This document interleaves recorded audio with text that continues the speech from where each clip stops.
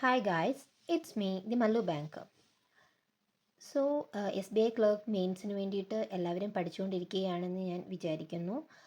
നമ്മളുടെ exam result എന്ന് പറയുന്നത് മാർച്ച് ലാസ്റ്റ് വീക്ക് അല്ലെങ്കിൽ ഏപ്രിൽ ഫസ്റ്റ് വീക്കോടുകൂടി പബ്ലിഷ് ആവുന്നതായിരിക്കും.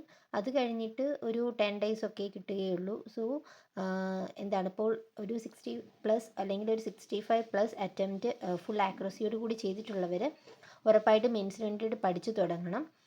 അപ്പോൾ ഞാനും ഹോപ്പ്ഫുള്ളി മെയിൻസിന് വേണ്ടിയിട്ട് പഠിച്ചുകൊണ്ടിരിക്കുകയാണ്. അപ്പോൾ ഈ ഉള്ള ദിവസങ്ങളിൽ ഇനി വേറെ പ്രിലിംസ് ഒന്നും ഇല്ല. ഓക്കെ, ഇനി RRB മാത്രമേ ഫ്രണ്ടിലുള്ളൂ. അങ്ങനെയുള്ള ടൈമിൽ ഇപ്പോൾ നമുക്ക് ഫുള്ളി മെയിൻസിന് വേണ്ടി തന്നെ ഫോക്കസ് ചെയ്യാം. അഥവാ കിട്ടിയില്ല എങ്കിൽ, കിട്ടിയില്ല എങ്കിൽ പോലും ഇത് നമ്മൾ പഠിച്ചതുകൊണ്ട് ഒരു കുഴപ്പവും വരുന്നില്ല. നെക്സ്റ്റുള്ള RRBക്ക് അത് ഹെൽപ്പ് ചെയ്യും. അങ്ങനെയുള്ളൊരു പോസിറ്റീവ് മൈൻഡിൽ തന്നെ വേണം പഠിക്കാൻ. എനിക്ക് കിട്ടത്തില്ലായിരിക്കും, അല്ലെങ്കിൽ എനിക്ക് റിസൾട്ട് വരട്ടെ എന്നിട്ട് ഞാൻ നോക്കാം, അങ്ങനെ ഒരിക്കലും ചിന്തിക്കരുത്. ഓക്കെ, ഇതെല്ലാം നമുക്ക് ഒന്നും പ്രെഡിക്റ്റ് ചെയ്യാൻ പറ്റാത്ത കാര്യങ്ങളാണ്. സോ എന്ത് ചെയ്യുക, ഇപ്പോഴേ പ്രിപ്പയർ ചെയ്ത് പോവുക. ഇനിയും ഓൾമോസ്റ്റ് നമുക്ക് വളരെ ലിമിറ്റഡ്, ഓരോ ഡേയും കുറഞ്ഞു വരികയാണ്. എന്നിരുന്നാൽ പോലും ഇപ്പോൾ റിസൾട്ട് വന്നു, അൺഎക്സ്പെക്റ്റഡ് ആയിട്ട് പാസ്സായി കഴിഞ്ഞു എങ്കിൽ എന്ത് ചെയ്യും? 10 ദിവസം കൊണ്ട് നമുക്കൊന്നും ചെയ്യാൻ പറ്റില്ല. സോ അതിന് മുൻപായിട്ട് എന്ത് ചെയ്യുക, നമ്മളെ കൊണ്ട് പറ്റുന്ന രീതിയിൽ പ്രിപ്പയർ ചെയ്യുക. സോ ഞാനും അത് തന്നെയാണ് ചെയ്യുന്നത്. അപ്പോൾ ഇന്നത്തെ വീഡിയോയിൽ SBI ക്ലർക്ക് മെയിൻസിന് വേണ്ടിയിട്ട് ഞാൻ എന്തൊക്കെ സോഴ്സസ് ആണ് യൂസ് ചെയ്യുന്നത്, അതുപോലെ തന്നെ എൻ്റെ സ്ട്രാറ്റജി എന്താണ്, ഏതൊക്കെ വീഡിയോസാണ് കാണുന്നത്, എന്തൊക്കെ പ്രാക്ടീസാണ് നടത്തുന്നത്, അങ്ങനെയുള്ള കാര്യങ്ങളെ കുറിച്ചിട്ടാണ് പറയുന്നത്. സോ അതിനു മുൻപ് നിങ്ങൾ ആദ്യമായിട്ടാണ് എൻ്റെ വീഡിയോ കാണുന്നതെങ്കിൽ ഒന്ന് സബ്സ്ക്രൈബ് ചെയ്ത് സപ്പോർട്ട് ചെയ്യുക. അതുപോലെ തന്നെ എനിക്കൊരു ടെലിഗ്രാം ചാനലുണ്ട്, അതിൽ ഞാൻ ഫ്രീ PDFs ഒക്കെ അവൈലബിൾ ആക്കുന്നതായിരിക്കും. അതിനൊക്കെ വേണ്ടിയിട്ട് ടെലിഗ്രാം ചാനലും ഒന്ന് സബ്സ്ക്രൈബ് ചെയ്ത് സപ്പോർട്ട് ചെയ്യുക. സോ ഫസ്റ്റ് നമുക്ക് മെയിൻസിൽ റീസണിങ്ങിനെ കുറിച്ച് പറയാം. റീസണിങ് പ്രിലിംസിൽ എല്ലാവർക്കും ഒരു സ്ട്രോങ് ആയിട്ടുള്ള ഏരിയ ആയിരിക്കും.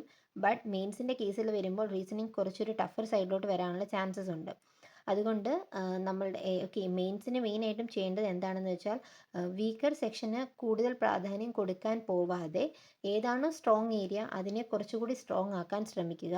ഇപ്പോൾ GK ജനറൽ അവയർനെസ് ഒക്കെ വീക്ക് ആയിരിക്കാം, എന്നാലും അതിനൊക്കെ കുറച്ച് ടൈം കൊടുത്തതിന് ശേഷം നമ്മുടെ സ്ട്രോങ് ഏരിയ ആയിരിക്കും റീസണിങ്. ആ റീസണിങ്ങിന് കുറച്ചുകൂടി ടൈം കൊടുക്കുക. ഒരിക്കലും അതിനെ പൂർണ്ണമായിട്ടും അവോയ്ഡ് ചെയ്തിട്ട് വീക്കർ സെക്ഷനെ സ്ട്രോങ് ആക്കാൻ ശ്രമിക്കരുത്. SBI ആണ്, സെക്ഷണൽ കട്ട് ഓഫ് പോലും ഇല്ല. സോ അതുകൊണ്ട് ഇപ്പോൾ ഒരു ഏരിയയിൽ മാർക്ക് തീരെ ഇല്ല എങ്കിൽ പോലും വേറൊരു ഏരിയ നമ്മൾ സ്ട്രോങ് ആണെങ്കിൽ അത് നമ്മളെ എന്ത് ചെയ്യും, ബാലൻസ് ചെയ്യുന്നതായിരിക്കും. സോ ഫസ്റ്റ് നമുക്ക് റീസണിങ് പറയാം. ഇപ്പോൾ ഞാൻ പ്രസൻ്റ്ലി ചെയ്യുന്നത് എന്താണെന്ന് വെച്ചാൽ, റീസണിങ്ങിന് ഇത് പുനീത് സാറിൻ്റെ ക്ലാസ്സസ് ആണ്. ഇത് അക്കാഡമിയിലെ പുനീത് സാറാണ്. ഞാനിത് നേരത്തെയും ഏതൊക്കെ സാറാണ് റീസണിങ്ങിനുള്ളത് എന്നുള്ള രീതിയിൽ പറഞ്ഞപ്പോൾ തന്നെ പറഞ്ഞിട്ടുള്ളതാണ്. ഇതിൽ ഞാനിപ്പോൾ വാച്ച് ചെയ്യുന്നത് മെയിൻസിന് വേണ്ടിയിട്ടുള്ള സാറ് ഡേ 1 മുതൽ ക്ലാസ്സസ് തുടങ്ങിയിട്ടുണ്ട്. ഇപ്പോൾ 2-3 ഡേ ആയതേ ഉള്ളൂ. ഓക്കെ, അത് മെയിൻസ് ഫുൾ ഷെഡ്യൂൾ ഉണ്ട്. ഓക്കെ, അതിൽ ഇൻപുട്ട് ഔട്ട്പുട്ട് ഉണ്ട്, അതുപോലെ തന്നെ ലോജിക്കൽ റീസണിങ് ഉണ്ട്, കോഡഡ് സിലോജിസം ഉണ്ട്, കോഡഡ് ബ്ലഡ് റിലേഷൻ ഉണ്ട്, അങ്ങനെ എല്ലാം ഉണ്ട്. ഓക്കെ, അത് നല്ലൊരു ലെവൽ ഓഫ് ക്വസ്റ്റ്യൻസ് തരുന്ന ക്ലാസ് ആണ്. സോ ഞാനിപ്പോൾ അതാണ് വാച്ച് ചെയ്യുന്നത്. നിങ്ങളും ഇത് പ്രിഫർ ചെയ്യുന്നുണ്ടെങ്കിൽ, ഈ ക്ലാസ് പ്രിഫർ ചെയ്യുന്നുണ്ടെങ്കിൽ ഇത് വാച്ച് ചെയ്ത് നോക്കുക. നല്ല ക്ലാസ്സാണ്. എല്ലാ ലെവൽ ഓഫ് ഏത് രീതിയിലുള്ള മെയിൻസിന് വരുന്ന ഏത് ക്വസ്റ്റ്യൻസും, മെഷീൻ ഇൻപുട്ട്, അതുപോലെ തന്നെ coding, decoding, then logical reasoning, then coded syllogism, അതുപോലെ തന്നെ പസിൽസ്, കോഡഡ് ബ്ലഡ് റിലേഷൻ, ഇങ്ങനെ എല്ലാം ഈ സാർ പ്രൊവൈഡ് ചെയ്യുന്നുണ്ട്. അപ്പോൾ നിങ്ങൾക്ക് ടൈം ഉണ്ടെങ്കിൽ അഥവാ ഇപ്പോൾ റീസണിങ് എന്ത് ചെയ്യണം, ഇപ്പോൾ PDF നോക്കിയൊക്കെ പഠിച്ചാൽ ഒന്നും ബിഗിനർ ആയിട്ടുള്ള ഒരാൾക്ക് ഒന്നും മനസ്സിലാവുകയില്ല. സോ അപ്പോൾ ഒരു വീഡിയോയുടെ ഹെൽപ്പ് വേണമെന്നുണ്ടെങ്കിൽ തീർച്ചയായിട്ടും നിങ്ങൾക്ക് റിലേ ചെയ്യാൻ പറ്റുന്നതാണ് പുനീത് സാറിൻ്റെ ക്ലാസ്സസ്. ഇതിൽ തന്നെ സാറ് ഈ മെഷീൻ ഇൻപുട്ട്, ഔട്ട്പുട്ട്, അങ്ങനെയുള്ള ഓരോന്നിനും വേണ്ടിയിട്ടുള്ള റൂൾസ് സഹിതമുള്ള വീഡിയോസ് പോസ്റ്റ് ചെയ്തിട്ടുണ്ട്. അതെല്ലാം ഫ്രീ ആയിട്ട് നമുക്ക് ലഭിക്കുന്നതാണ്. ഓക്കെ, സോ ഞാനിപ്പോൾ കാണുന്നത്, ഞാൻ ഓൾറെഡി ചെയ്തിട്ടുണ്ട്, എന്നാലും ഇപ്പോൾ എൻ്റെ സോഴ്സസ് ആണ് പറയുന്നത്. ഞാനിപ്പോൾ ഫസ്റ്റ് റീസണിങ്ങിൽ പുനീത് സാറിൻ്റെ വീഡിയോ ക്ലാസ്സസ് ആണ് കാണുന്നത്. അതിൻ്റെ കൂടെ ഒരു സെക്ഷണൽ ടെസ്റ്റ് ചിലപ്പോഴേ എടുക്കാറുള്ളൂ. കൂടുതലും പുനീത് സാറിൻ്റെ ക്ലാസ്സസ് മാത്രമാണ്.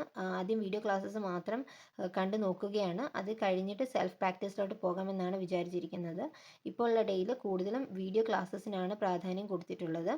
സോ ഞാൻ കാണുന്നത് ഫസ്റ്റ് പുനീത് സാറിൻ്റെ ക്ലാസ്സസ് ആണ് റീസണിങ്ങിന് കാണുന്നത്. Then coming to English. ഇംഗ്ലീഷിൽ ഓൾറെഡി ഇംഗ്ലീഷ് പലരുടെയും ഒരു വീക്കർ ഏരിയ ആണല്ലേ.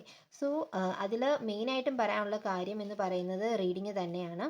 അപ്പോൾ ഞാൻ ചെയ്യുന്നത് ഇംഗ്ലീഷിന് എഡിറ്റോറിയൽ റീഡ് ചെയ്യും, ദെൻ അതിൻ്റെ വൊക്കാബ് വായിച്ച് നോക്കും, ദെൻ എന്ത് ചെയ്യും, സെക്ഷണൽ ടെസ്റ്റ് ടൈം ഉണ്ടെങ്കിൽ സെക്ഷണൽ ടെസ്റ്റ് ചെയ്യും, ദെൻ റീഡ് ചെയ്യും. ഓക്കെ, കൂടുതലും എഡിറ്റോറിയൽ വായിക്കുക മാത്രമാണ് ചെയ്യുന്നത്. ഇപ്പോൾ 120 റൂൾസിൻ്റെ ഗ്രാമർ അങ്ങനെയൊന്നും ചെയ്യുന്നില്ല, അതിലോട്ട് അത്രയും ഞാൻ എത്തിയിട്ടില്ല. ഓക്കെ, കൂടുതലും ചെയ്യുന്നത് റീസണിങ് ഒക്കെയാണ്. എല്ലാം കൂടെ കവർ ചെയ്യാനുള്ള ടൈം ഒരു ഡേ എനിക്ക് കിട്ടാറില്ല. ഒരു ദിവസം ഇംഗ്ലീഷും ക്വാൺസും കറണ്ട് അഫയേഴ്സുമാണ് ചെയ്യുന്നതെങ്കിൽ അടുത്ത ദിവസമാണ് ഞാൻ റീസണിങ്ങും ഇംഗ്ലീഷും കറണ്ട് അഫയേഴ്സും ചെയ്യുന്നത്. അങ്ങനെ ഓൾട്ടർനേറ്റീവ് ആയിട്ടുള്ള ഡേയ്സിലാണ് ഞാൻ ക്വാൺസും റീസണിങ്ങും വെച്ചിരിക്കുന്നത്. കാരണം വീഡിയോ ക്ലാസ്സസ് ആണ്, ഒരു 1 അവർ ഒക്കെ കാണും ഒരു വീഡിയോ ക്ലാസ് തന്നെ. സോ അത് കണ്ടു കഴിഞ്ഞ് വരുമ്പോൾ പിന്നെ വേറെ പ്രാക്ടീസ് ചെയ്യാനുള്ള ടൈം കിട്ടത്തില്ല. ഓക്കെ, അങ്ങനെയാണ് ഇപ്പോൾ ചെയ്യുന്നത്. ദെൻ ഇംഗ്ലീഷിൻ്റെ കേസിൽ എഡിറ്റോറിയൽ വായിക്കും, ദെൻ അതിൻ്റെ കൂടെ വരുന്ന വൊക്കാബ് ചെയ്യും. ദെൻ ഇനി ഉള്ള ദിവസങ്ങളിൽ എററിൻ്റെ ക്ലാസ്സസും കൂടെ ജസ്റ്റ് ഒന്ന് കാണണം എന്ന് ഓർക്കുന്നുണ്ട്. ഞാൻ എഡിറ്റോറിയൽ സെൽഫായിട്ട് തന്നെയാണ് വായിക്കുന്നത്, അതിൻ്റെ കൂടെയുള്ള വൊക്കാബും സെൽഫായിട്ട് തന്നെ മനസ്സിലാക്കുകയാണ് ചെയ്യുന്നത്. ഓക്കെ, അതിനൊക്കെ ടെലിഗ്രാമിൽ ഓരോ ചാനൽസ് അവൈലബിൾ ആണ്, അതിൽ നിന്നാണ് സോഴ്സസ് യൂസ് ചെയ്യുന്നത്. ഓക്കെ, ദെൻ കമ്മിങ് ടു ക്വാൺസ് എല്ലാവരുടെയും ഒരു നൈറ്റ് മെയർ ആണ്. ദെൻ ഇപ്പോൾ ഞാൻ ക്വാൺസിൽ പ്രസൻ്റ്ലി ചെയ്യുന്നത് ആശിഷ് സാറിൻ്റെ വീഡിയോ ക്ലാസ്സസ്, അതല്ല എങ്കിൽ ഹർഷൽ സാറിൻ്റെ, കൗശിക് സാറിൻ്റെയും കാണുന്നുണ്ട്. അങ്ങനെ ഞാൻ മാറി മാറിയാണ് കാണുന്നത്. ഇവരുടെ എല്ലാം ലാംഗ്വേജ് അത്യാവശ്യം എനിക്ക് മനസ്സിലാവുന്നുണ്ട്. സോ ഇത്തവണയാണ് ഹർഷൽ സാറിൻ്റെ ക്ലാസ്സസ് ഒന്ന് ജസ്റ്റ് കണ്ടു നോക്കാമെന്ന് വിചാരിച്ചത്. കാരണം നല്ല കമൻസും നല്ല അഭിപ്രായങ്ങളുമാണ് ഹർഷൽ സാറിൻ്റെ കോണ്ടൻറ്റിനെ കുറിച്ചിട്ട് വരുന്നത്. സോ അതുകൊണ്ടാണ് ഇത്തവണ മുതൽ ഹർഷൽ സാറിൻ്റെ ക്ലാസ്സസും കൂടെ ഞാൻ ഫോളോ ചെയ്യുന്നുണ്ട്. ദെൻ ആശിഷ് സാറിൻ്റെ ക്ലാസ്സസ് ഞാൻ ഓൾറെഡി കണ്ടുകൊണ്ടിരുന്നതാണ്, കൗശിക് സാറിൻ്റെ ക്ലാസ്സസും ഞാൻ കാണുന്നതാണ്. ഇതിൽ ഇപ്പോൾ കൗശിക് സാറ് SBIയുടെ mains level classes, exact paper എന്നൊക്കെ രീതിയിൽ വീഡിയോ ക്ലാസ്സസ് ഒക്കെ അപ്ലോഡ് ചെയ്യുന്നുണ്ട്. ഞാൻ അതൊക്കെയാണ് കാണുന്നത്. ഹർഷൽ സാറിൻ്റെ PYQ വീഡിയോ ക്ലാസ് ഒരെണ്ണം കണ്ടു. ദെൻ അതിൽ സാർ ചെയ്ത കൂടത്തെ തന്നെ എന്താണ് ആ ഒരു അപ്രോച്ചസും കാര്യങ്ങളൊക്കെ മനസ്സിലാക്കി. അങ്ങനെയാണ് ഇപ്പോൾ ചെയ്യുന്നത്.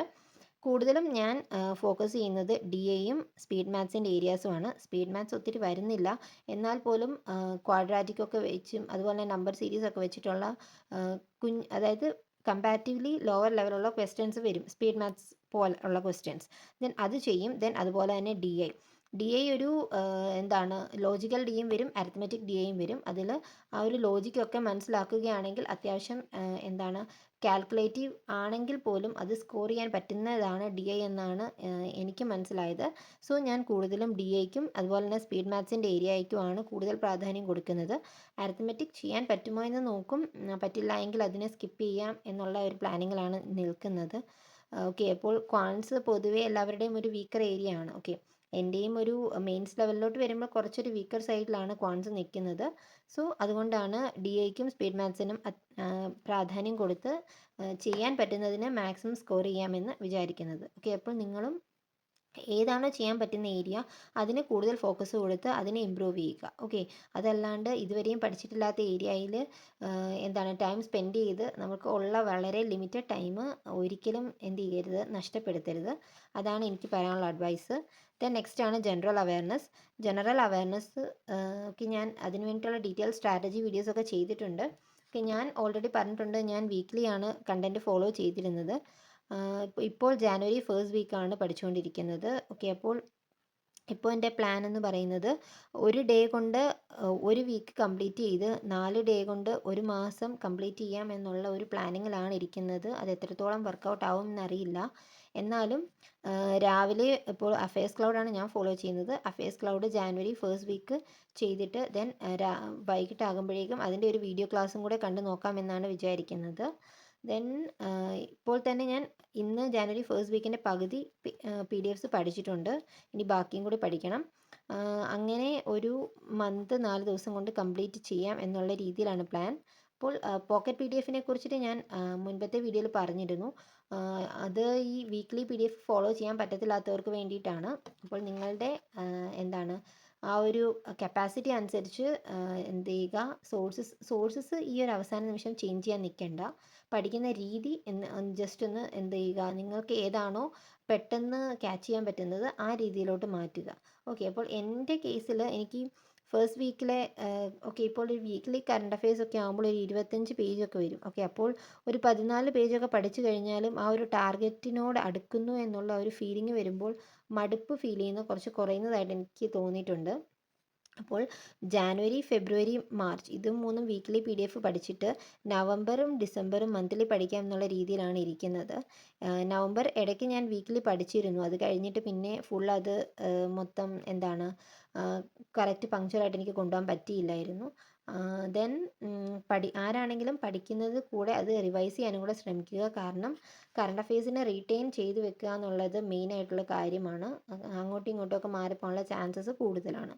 ഓക്കെ, അപ്പോൾ ഇത്രയുമാണ് ഞാൻ SBI ക്ലർക്ക് മെയിൻസിന് വേണ്ടിയിട്ട് പ്രിപ്പയർ ചെയ്യുന്ന സ്ട്രാറ്റജി എന്ന് പറയുന്നത്.